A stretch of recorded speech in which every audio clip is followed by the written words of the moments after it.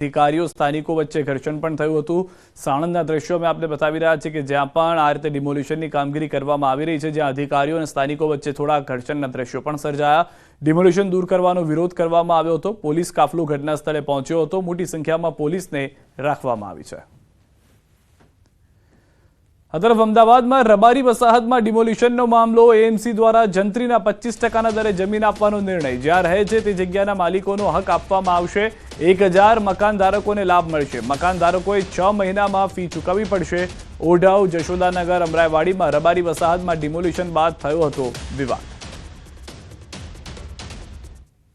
ઓઢવ રબારી વસાહત, જશોદાનગર રબારી વસાહત, જશોદાનગર જૂની રબારી વસાહત અને અમરાઈવાડી, આ જે 4 વસાહતોને ઘણા સમયથી પ્રશ્ન ચાલતો હતો। આજની સ્ટેન્ડિંગ કમિટીમાં ઠરાવ મંજૂર કરી પ્રવર્તમાન જંત્રીના 25% પ્રમાણે આપણે વાત કરીએ કે અમે રાજ્ય સરકારને બોર્ડની મંજૂરીની અપેક્ષાએ એને કાયદેસર કરવા માટે 1960થી જ્યાં આગળ જે માલધારી સમાજ વસવાટ કરે છે અને આપણે વાત કરીએ કે 45 વર્ષ કરતાં જે લોકો વધારે સમયથી રહેતા હોય તો રાજ્ય સરકારની પોલિસી અંતર્ગત તેમને માલિકીના હક આપવા માટે આજે ઠરાવ કરી અમે રાજ્ય સરકારને બોર્ડની મંજૂરીની અપેક્ષાએ મોકલી આપીએ છીએ। વર્ષોથી આ લોકો રહે છે, તેમને પોતાના માલિકીના હક સહેલાઈથી પ્રાપ્ત થાય અને જે સરકાર નક્કી કરે તે દરે આપણે વાત કરીએ કે 6 મહિનાની અંદર તેનું પેમેન્ટ એને કોર્પોરેશનની અંદર જમા કરાવવાનું રહેશે। ગોંડલમાં પટેલ સમાજના યુવાનને માર મારવાના બનાવમાં હાલ રાજકારણ ગરમાયું છે। યુવાનને માર મારવા મામલે પાટીદાર સમાજમાં ઘેરા પ્રત્યાઘાતો જોવા મળી રહ્યા છે।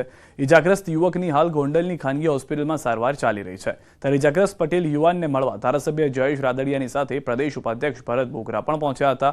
મહત્વનું છે કે આ મામલે પટેલ સમાજ દ્વારા આવતીકાલે ગોંડલ બંધનું એલાન અપાયું છે। સમાજ દ્વારા માર મારનારને સખત સજા થાય અને જાહેરમાં સરઘસ કાઢવા માંગ કરાઈ રહી છે, તો બીજી તરફ પોલીસ ત્વરિત કામગીરી કરવાનું જણાવી રહી છે। હાલમાં પાટીદાર યુવાનના આ ઘટનાને લઈને ઘેરા પ્રત્યાઘાતો પાટીદાર સમાજમાં પણ જોવા મળી રહ્યા છે।